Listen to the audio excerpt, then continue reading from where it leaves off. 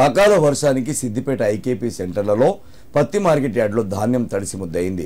Market యార్డ్లో ఆరబోసిన వరి ధాన్యం వర్షానికి కొట్టుకుపోవడంతో రైతులు కన్నీరు మున్నీరవుతున్నారు.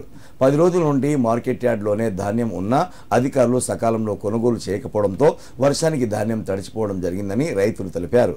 తడిసిన ధాన్యాన్ని ప్రభుత్వం వెంటనే కొనుగోలు చేయాలని రైతులు డిమాండ్ చేశారు. జిల్లా కలెక్టర్తో మాజీ మంత్రి ఎమ్మెల్యే హరీష్ రావు మాట్లాడినట్టు బీఆర్ఎస్ నాయకులు మచ్చ వేణుగోపాల్ రెడ్డి తెలిపారు. కలెక్టర్ తడిసిన ధాన్యంను కొనుగోలు చేసే విధంగా చర్యలు తీసుకోవాలని కోరినట్లు తెలిపారు. రైతులు ఆరుగాలం పండించినటువంటి పంటలు ఒక్క వర్షంతో మరి నీటి పాలైపోయింది. కాబట్టి మిగిలినటువంటి ధాన్యాన్నైనా వెంటనే కొనుగోలు చేయాలి.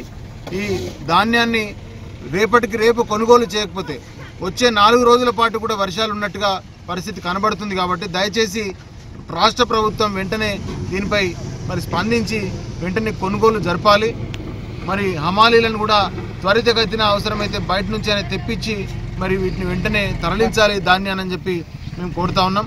ఇక్కడికి వచ్చిన వెంటనే పరిస్థితి చూసి మాకు కూడా చాలా బాధ అయింది. రైతులంతా కూడా కన్నీటి పర్యంతం అవుతా ఉన్నారు సిద్దిపేట మార్కెట్ యార్డ్లో. కాబట్టి వెంటనే స్థానిక ఎమ్మెల్యే గారు మాజీ మంత్రివర్యులు హరీష్ అన్నకి ఇక్కడి నుంచే కాల్ చేయడం జరిగింది. మీ ముందే ఫోన్ చేయడం జరిగింది.